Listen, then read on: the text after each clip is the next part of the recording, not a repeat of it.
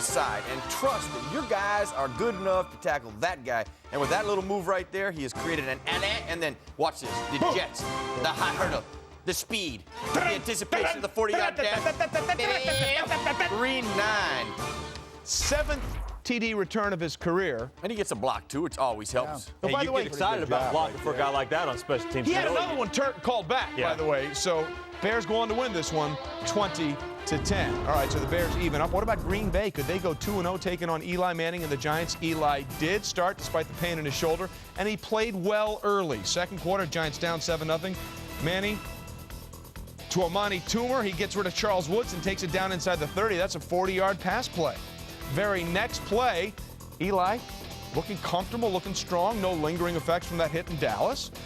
Looks for Plexico Burst. That's a great throw between two defenders. Great throw. 26-yard strike, tied it at 7. Plex already got 4 TDs. Then the fourth quarter, what is this, Mark? Well, the difference was the two good throws you saw. Great protection there. He's under pressure. He's trying to throw that football away. Unfortunately, you know what? Get it into the ground. It's called a Rex throw. Yeah. Well, you know, and plus he's hurting right now. I think he was trying to avoid the contact. You got to throw that ball into the ground. Manning 16-29. That pick really hurt him. And then the records continue to fall for Brett Favre, going for his 149th win Sunday as a starter would be an NFL record. It helps when you can throw it like that at almost 38 to James Jones for a 46-yard play. And then look at him find time to get away from the rush and hit Donald Driver. Whoop, makes a few moves, gets inside the 10, and 2 plays later, well, he still got the gun. Just throws that one out there to Donald Lee, and that's a perfect strike. Packers go up 21-13, and Favre is still fired up. Late in the fourth quarter, Favre continues to make plays.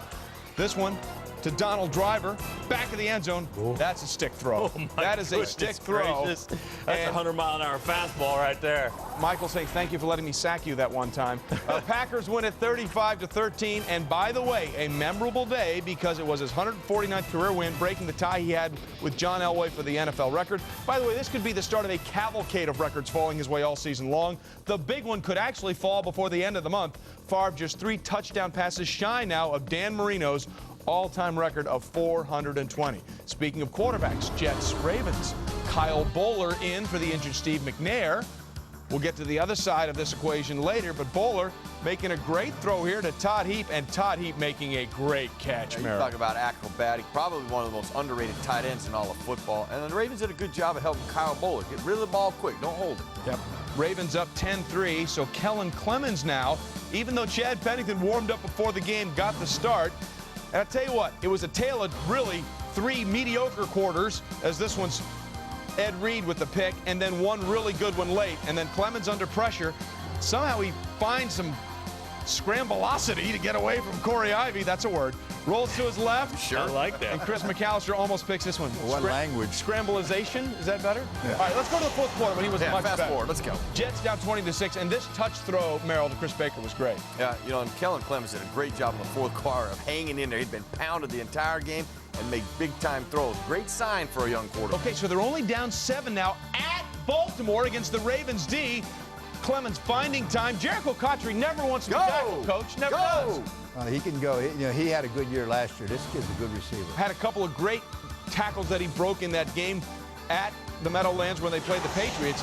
And then, you know, Kellen Clemens' wide receivers let him down late in this game. He threw 3 touchdown passes to tie it up. None of them were caught, including this one by That Justin throw was McCarron. right on the money. That's right in his hands. Well, Now, you this one- stretch it back, Justin. You can knock it down. But I will tell you this, you know, Chad Pennington doesn't throw darts like that. I'm telling you, you can tell these wide receivers were caught off guard by it. Now, that was a little underthrown, but Lav Coles could have made that one. And then he threw 2 to Justin McCairns. Now, Ray Lewis got the pick. Good for him. But that, again, hit McCairns in the hands. Eric Mangini can't believe it. Kellen Clemens should be proud of the way he played in that fourth quarter. When we return on Primetime, could the Cowboys go somewhere they haven't been since 1999? We'll head to South Florida for the very latest.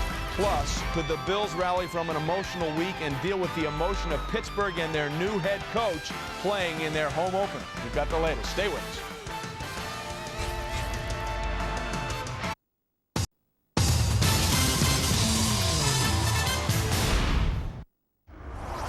Welcome back to Primetime. I'm Ed Werder in Philadelphia with your Teams at 20 update. In his 3 years since returning to the Redskins sideline, Joe Gibbs told me Donovan McNabb is the player who has thwarted his team the most. He still moves around and makes plays in the passing game, and he can still avoid pressure in the pocket. But his offseason knee surgery has diminished his effectiveness in that regard, and Redskins players have noticed. In fact, London Fletcher told me if they're going to spy anyone in this game, it's running back Brian Westbrook, and they had a unique opportunity to get ready. His younger brother, Byron, is a practice squad cornerback for the Redskins. He played running back on the scout team for the Redskins defense. And how did he do? Well, London Fletcher said he's a Westbrook, Trey, but he is still a defensive player. And you are still Ed Werder. Byron and Byron Westbrook. He didn't mess it up. Hey, there's Tony Kornheiser's Lexus bus. That's how he rolls, as they say. To Monday Night Football in the booth with Jaws and Mike Tirico coming up for the game tonight. Redskins and Eagles.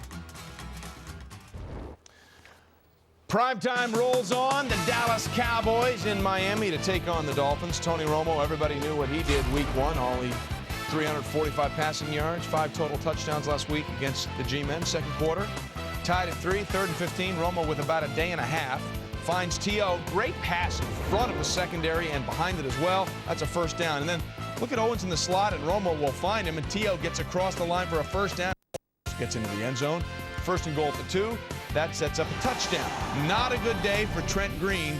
Trent Green, now listen, the Miami Dolphins offensive line isn't very good, Mark, but he was off the target. Yeah, off the target, and that's part of fear of not having time. He had time right there. Listen, when you've got the time, you've got to settle down, you've got to step into it, and you've got to make a good throw. He was not able to do that throughout the course of the afternoon. Ken Hamlin with the pick there, takes his eye off the fumble. Both of those led to Cowboys field goals, and then Green again looking for Chris Chambers.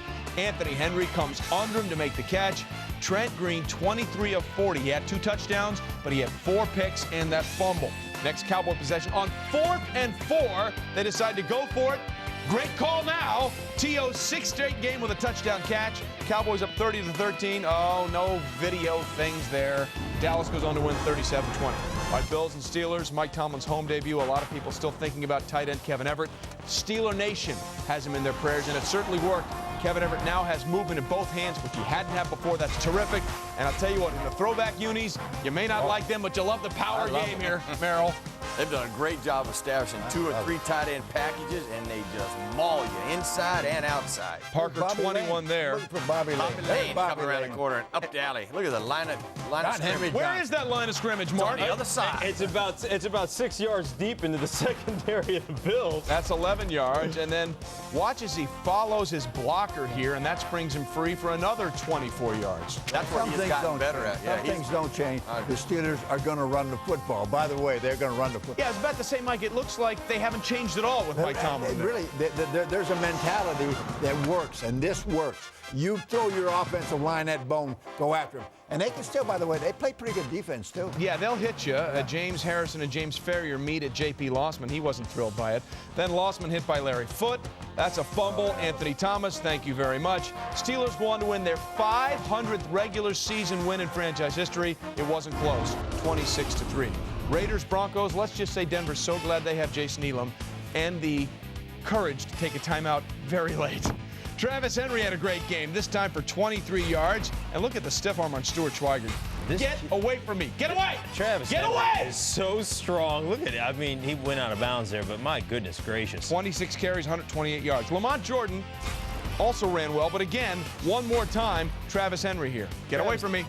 Yeah, you know what? The kid absolutely fits this offense so well, running downhill, power at the point of attack. That's what Mike Shanahan loves. And again, a precursor. Lamont Jordan doing things well for the Raiders here, Merrill. This is one thing they did not have last year, and at least gives, I think, the Raiders some hope if they can keep playing defense the way they are. The passing game comes around. If the running game can be like that this, was a you big have hope every Sunday. That's a 20-yard run. He had 20 carries for 159 yards. And then there is Josh McCown. 30 seconds left as McCown will get things done after Lamont Jordan takes another run. McCown trying to get things back to playing. Keep in mind, they haven't won a game in their division since in Denver in 2004. Oh, my goodness. Just overthrows Jerry Porter. Might have been a touchdown. On the very next play, McCown goes deep again. And Dre Bly says, thank you very much. Broncos get the ball back. Yes, it was. All right, so now it comes down to this. Sebastian Janikowski trying the game-winning field goal attempt for 52 yards. The guy's got an amazing leg. It's up, and it's good, but wait a minute.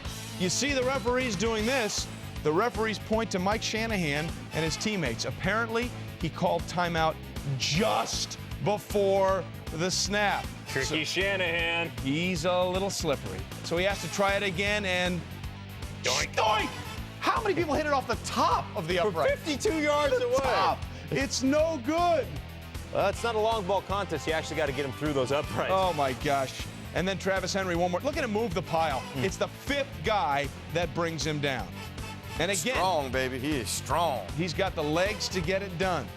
Trying to get Jason Elam into range. Now, they didn't have to run on like they did last week, so they had a little more calming attempt. And, oh, by the way, this one he nailed it. Elam's second game-winning field goal in a row. Broncos 2-0 thanks to Jason Elam's leg, 23-20. Seahawks, Cardinals. Ken Whisenhunt, his home opener, trying to turn the tide of this franchise. First quarter, it is scoreless. Ryan Plackmeyer on the punt. No, you're not. Sean Moreeeee with the great extension comes in and blocks it. Forces things for Arizona. Second quarter now, Cardinals punting up 10-0. Mike Barr boots one. And this one will be down, not at the 5, or the 4, the 3, but at the 1. Great special teams play. Seahawks go 3 and out. Ensuing Cardinals drive, Edgerrin James. Well, I tell you what, he didn't run like this at all last year. They've got that running game going, He Mike. didn't have an alley It's a like that, my mentality. friend. It's a mentality. You've got to create it, and they're creating it out there. 17-0 they were up. Sean Alexander always plays so well against Arizona. Another touchdown run here on 4th and 1. 18 carries, 70 yards. It's now a 17-14 lead. Huge hole, Mark. A huge hole. You crack a seam, 4th and 1. Let's face it, you're trying to get penetration. You're trying to get every gap. If you don't hit your gap, you're going to have that kind of hole, and then you've only got a safety to beat. All right, so they're marching to win this game, the Seahawks are. They're in territory. What? Matt Hasselbeck, Sean Alexander can't figure out the play, and Johnny on the spot, Darnell Dockett there. Well, I'll tell you this, I would love to just slow it down and look at it, but I'll tell you, those are 2 veterans, and that should never happen by those No, guys. you're right. Never. So the Cardinals get a chance to win it. James goes to the 26-yard line. Again, over 128 yards, or 128 yards on the day. Neil Rackers, everybody remembers him from the miss on Monday night a year ago. This time he nails it. Also had a 52-yarder late to tie it. Cardinals win their home opener, 23-20. When we return on this edition of NFL Primetime, a lot of teams surprising at 2-0. We'll take a look at some of them when we return.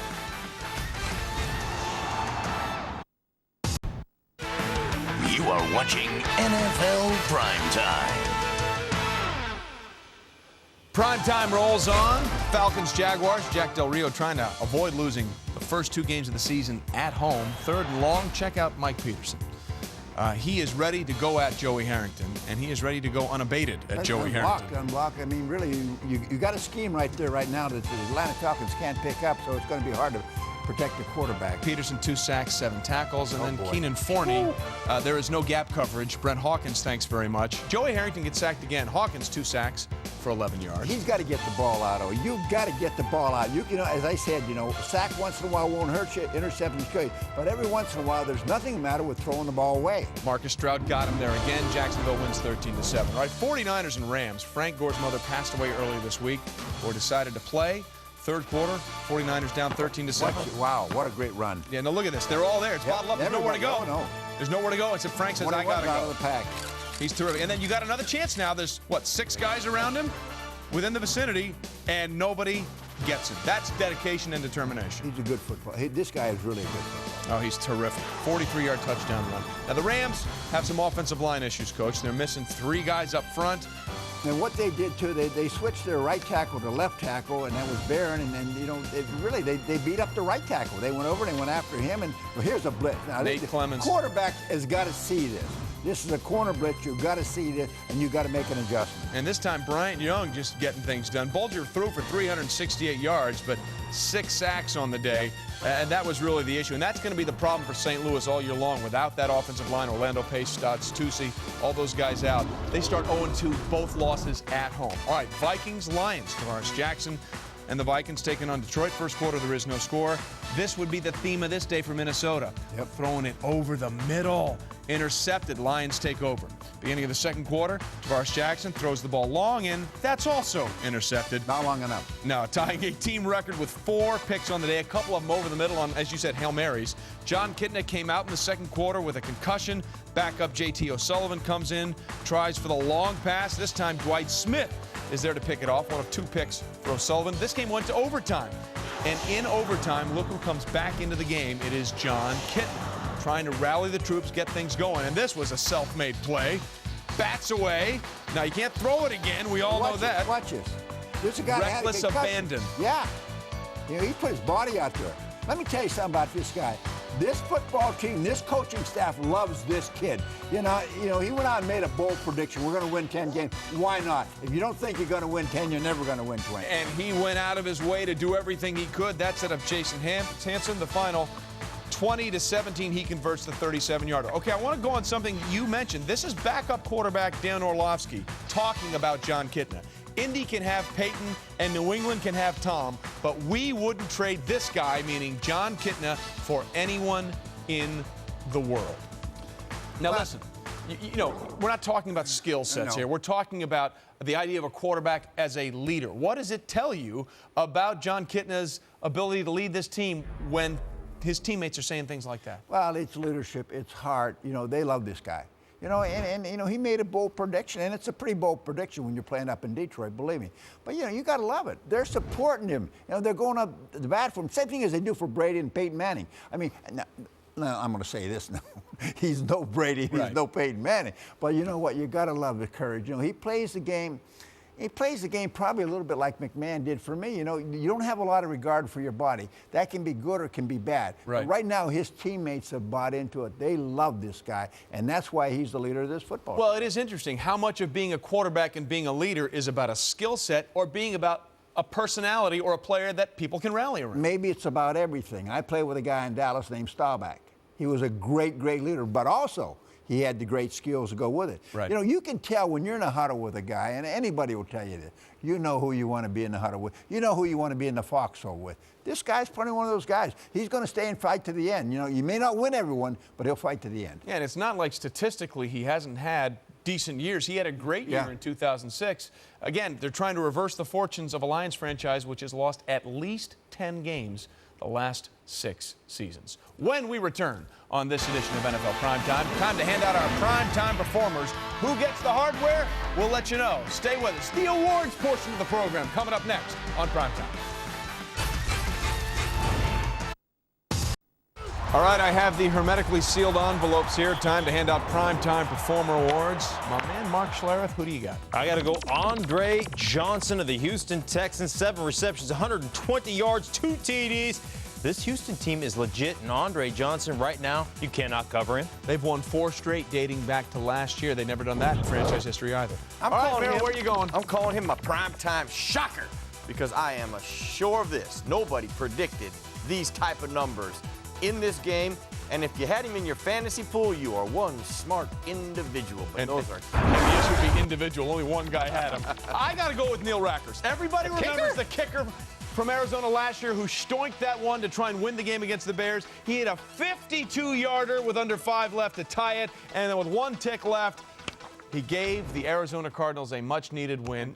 A transforming win, perhaps, for a franchise that has been downtrodden. just so you know, Derek Anderson was my primetime performer. I still caught up in his numbers and the fantasy impact. So. I thought we said in the meeting you can't take a kicker. No, I said you can't take a kicker. Oh, okay. I can do whatever I want. Don't forget, Monday Night Countdown, 7 o'clock Eastern. The game at 8:30. We'll back after the late Sports Center. Say goodbye. Goodbye. See ya.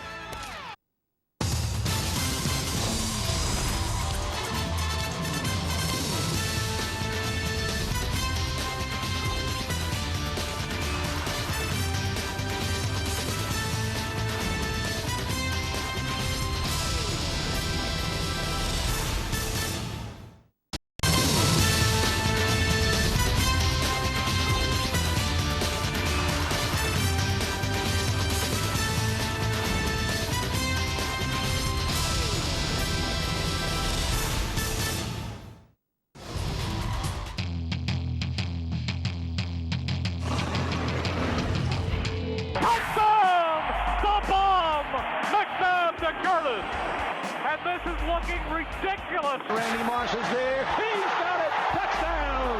Far quick throw on the center. Man coming right out. Free. Red Jennings to a Green Bay lead. Bounces outside, cuts it back in. Touchdown. He got it. my Lord. 40-yarder to beat the Raiders. The ball is gone. Dawson has it away. It's blocked. It is blocked. The Raiders have won the game. Handoff left for Betts, and he tripped up and stopped short. Giants stopped him on 4th and goal, and they're going to win the ball game.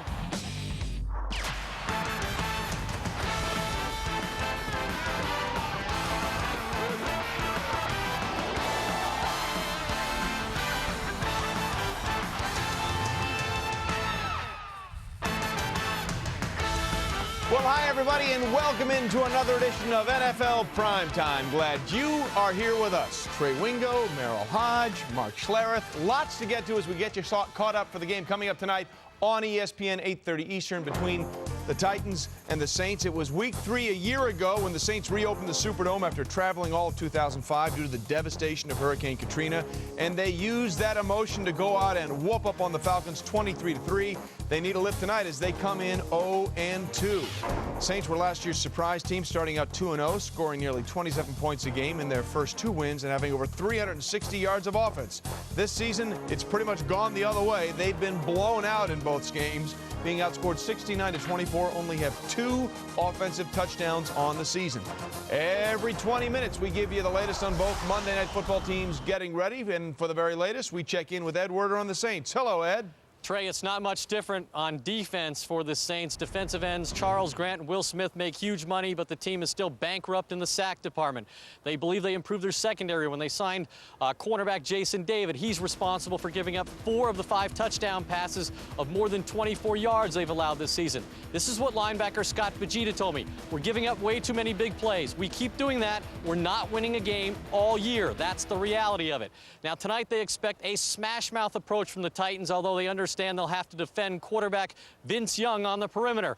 Vegeta told me the Saints have had their best practices of the season this week. Almost no plays had to be repeated. He was extremely vocal in demanding that everybody run to the ball on every play, and he especially called out the big linemen when they failed to hustle. For a report on the Titans, let's go across the field to Rachel Nichols. Well, Ed, when you're watching Vince Young today, look down. You wouldn't think that someone who was so good at running would need to work on his footwork. But the coaches noticed that when Young was getting pressured from one side of the pocket but still wanted to try to be set to make a throw, that he was getting his feet all tangled up and that he really couldn't throw when he was on the move. So every day before practice, they've been working on sliding, which as opposed to shuffling, keeps Young's feet in the right position. Now, Trey, Young told me that he already had that slide move on the dance floor. It's just that tonight, you're going to see it on the football field. Need to transfer that from the dance floor to the field. All right, Rachel, thanks very much. What kind of music are we moving to? I think Vince can do whatever. I would imagine in Nashville it's country, but I would say country. Vince may have a different musical taste. Grand I'm Ole not sure. Opry. There you go. Here, you know what? You know what would be music for the Saints? Yes. To score more points. They only have 2 offensive touchdowns on the season. Do they really need to start feeding, for lack of a better term, their own factor back in this situation? You said it, and I would agree with you. And I think a lot of people, when you look at great offenses, you have a foundation, or you have one guy that you build your offense around, and then everybody else is just pieces to that puzzle. And Deuce McAllister should be the foundation for the New Orleans Saints. In all of their wins up to Philadelphia, the last 5 of their 5 wins, Deuce McAllister had at least 20 carries. And in those last 5 wins, there was only one time that he didn't rush for 100 yards. Now, they haven't won since then, and guess what? Deuce McAllister hasn't had 20-plus carries. I believe to set this offense, to create the big plays, it must go through Deuce McAllister. But there is one caution. As you see him running here against Tampa Bay, he does not look like the same runner of last year.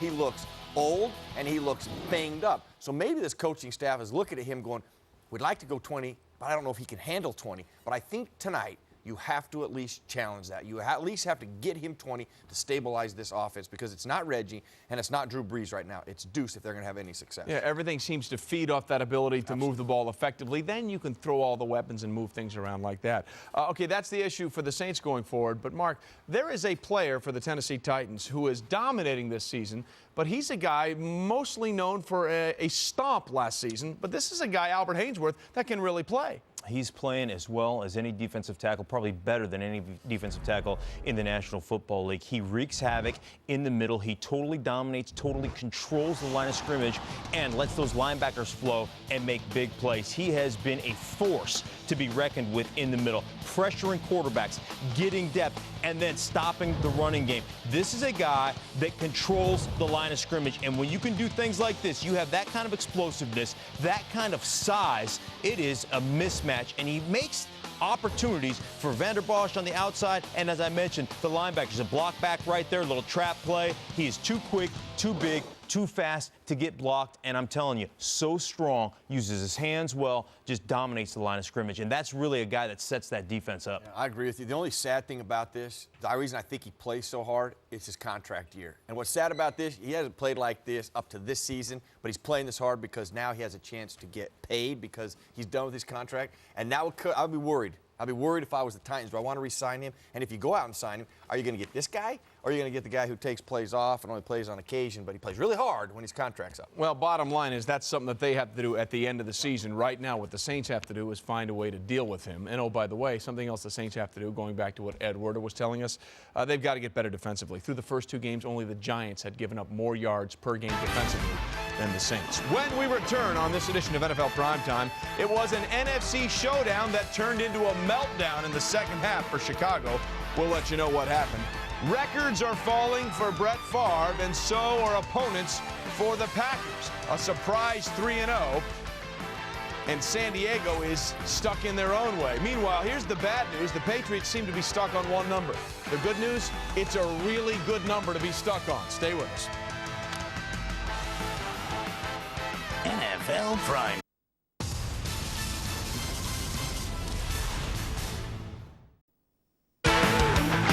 Welcome to NFL Primetime.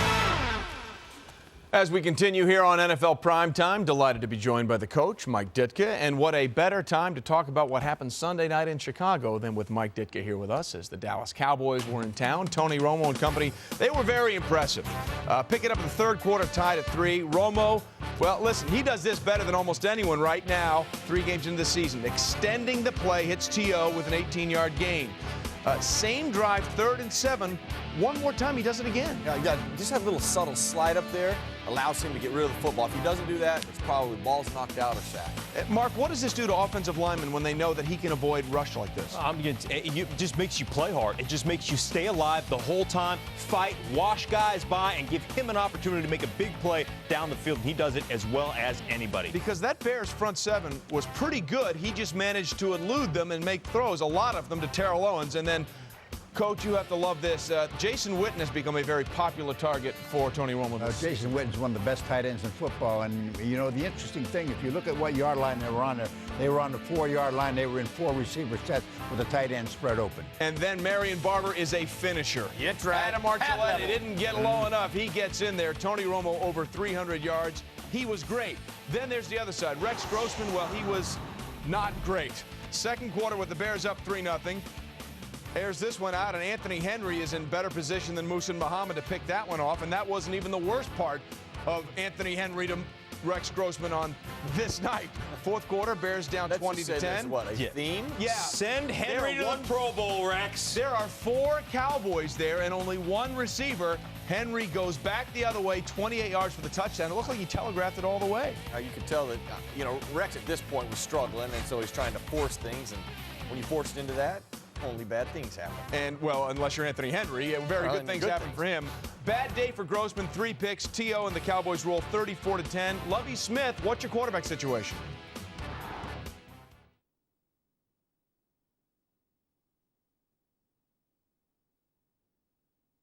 I think what Lovie was trying to say out there was Wednesday, come out to practice, and we're going to see who our quarterback is, which means, he had been a staunch supporter of Rex Grossman the last couple of years where, just last year he was saying we're 10-2, we've won our division, Rex is our quarterback. But, Mike, now they're 1-2, and they're 2 games behind the Packers in their division. Well, I think if you go out there Wednesday, I think you'll probably see Grossman still going to be the quarterback. I don't think he's going to pull the string right now.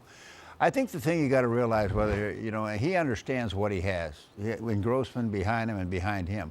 But here's the thing. Do you jeopardize the success of 52 men to please 1 man?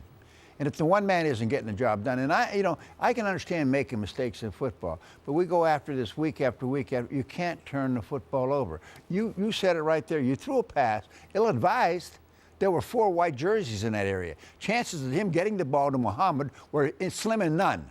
And if you look at what happened, the short man dropped back also. That's where the ball should have went. But he's pressing. He's trying to make things happen right now, and that's why it's happening. But in my opinion, you can't sell the whole, sink the whole ship for one guy. Coach, what I see different in this team now is everybody was behind Rex Grossman last year. Lovey was, and I don't see it now. I see players are starting to doubt him, and I think Lovey has to now look, like Coach said, at the entire team. And maybe the best thing for this team to give them hope is to change and go over to Brian Griese. So I actually would not be shocked to go out there Wednesday. I'm going to try to get there, but I don't think I'll get there. I think it might be Brian Griese because I think Lovey now is concerned about his team and not just Rex Grossman. You've got a Super Bowl caliber special teams unit. You've got a Super Bowl caliber defense, and you've got a quarterback that's costing you football games. I guarantee you one thing about Brian Griese. He's an intelligent quarterback. He'll make the right decisions. Not the most physically gifted guy. I've played with him. He'll make good decisions, and he won't put his defense in tough positions. This defense has played more defensive snaps than everybody but 6 different teams in the National Football League. 194 snaps. You can't do that. And I agree with you. But the way to solve that problem is go 3 and out. They can't do that anymore. They can't cover in 3. Well, it was exposed last year, was exposed in the Super Bowl. When you get into the slot receiver, who's going to cover him? You want to play 2 coverage against that? How are you going to do it? Then you take a linebacker who's a pretty darn good football player, and you got him playing 20 yards downfield. All of a sudden, those runs come roaring up the middle. Yeah.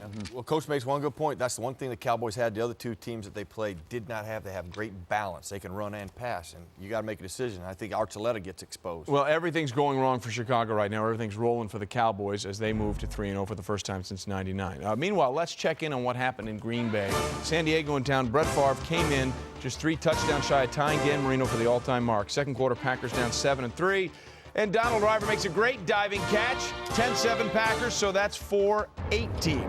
Later in the quarter, 3rd and 10 for the Packers. Watch Favre find Driver on the slant, makes a couple of people miss, and he's finally tackled 46 yards later. What I like about it is a high percentage pass. You know you're going to complete it, and then wide receivers are catching it and making people pay and breaking tackles. So 2nd and goal, Favre over the middle to a tight end, Bubba Franks. He gets in. That's 419 of the career. 17-7 Packers. 3rd quarter now, Packers down 21-17. Favre again looking for Driver on the slant, and once again it works. Hey, feel free to tackle somebody. You're supposed to be a shutdown defense. But these guys aren't open. He's throwing the ball, into tight areas. That's one thing Grossman won't do. He's just nailing it in there. And one no tighter than that one for Greg Jennings, 57 yards. That ties the mark, 420 yards. I'm going to be totally honest with you. I am so glad we won. I could care less about that record today. It's like throwing that touchdown at the end. Everyone's over there celebrating and cheering and congratulating me. And I said, look, this will mean nothing if we don't win this game. But they did win the game. So take a look at Favre, okay? He already holds the wins record, the completions record. He now shares the touchdown record, 420 with Dan Marino. He should pass Marino for attempts record this week, and the passing yards record is within striking distance. He could have all kinds of records by the time this season is over. So, okay, things going well for the Packers. As for the Chargers offense, well, First quarter, there is no score. Rivers got off to a great start. He really did. Perfect pass to Vincent Jackson. Touchdown, 7-0 Chargers. I mean, that's perfect throw. And that's actually how he was throwing early last year. And really what they did early in this game is they ran the football to kind of set that up. And then Antonio Gates is always a good option. And then later in the drive, one more time to Gates. He completed his first 15 passes, 9 of them to Antonio Gates.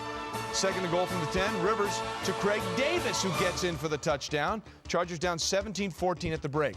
Third quarter now, same score. Chargers at the Green Bay 21. Rivers fakes the reverse. LT's not running well, but you get him in space, you can't stop him, Coach. It's unbelievable, just a fake reverse with a screen pass. And, he's terrific. You got to get him the ball 30 times a game. Well, the problem is it's not working for him in the running game, Mark. That's because Green Bay's defense just plugged those holes. Green Bay's defense is playing on the other side of the line of scrimmage, and you've got to look at this offensive line right now. You've got to fix some things. They were dominant last year. They're not getting it done up front. Not even close. I mean, look, LT is having to dodge 8 guys before he gets the ball. A lot of this might have to do with formation and play selection also.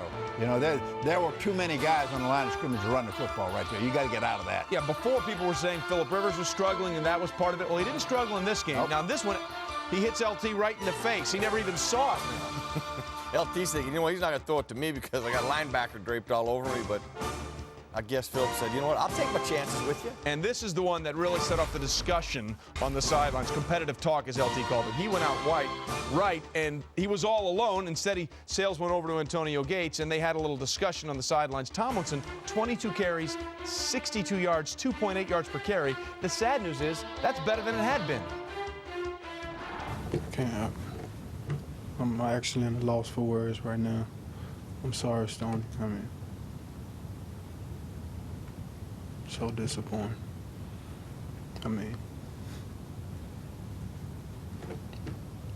what's disappointing you've been through? probably yes, because of the expectations. And I know it's still a long season, but I mean, right now we just, I don't know. I'm lost. I'll tell you what, LT is a soft-spoken guy by nature, but you can hear how absolutely devastated he is in his voice right now. Look, he doesn't have any answers for him. Look, we know they want to run, but why can't they run? Well, yeah, I think you got to go back, and I know the players are the same, the coaches have changed, and when that happens, some subtle things change that could be the difference in a football team. You go back to the San Diego Chargers, what were they last year offensively? They were a physical, smash-mouth offense. They ran what they called Pittsburgh, but it's a power O. It is a power run to the tight end side. Give you a great example last year against Seattle. They ran it nearly 12 times in this game. You can pitch it or you can hand it off, but they stayed committed to it. They weren't throwing the football exceptionally well, but they stayed to it. Look how many people are in the box. Didn't care. They were going to run this play, and they were going to smash you, and they were going to get yards, and they were going to move people. Yeah, and you know what? Right now, I mean, you got to quit reading your press clippings. You got to quit thinking about, hey, the fact that we were a real physical team last year, we praise them for being physical, for being point-of-attack guys. And sometimes you've got to run. You've got to be able to run against 8-man boxes. You've got to impose your will against a football team. And right now, they're getting shoved into the backfield up front. And as long as you continue to get shoved in the backfield and put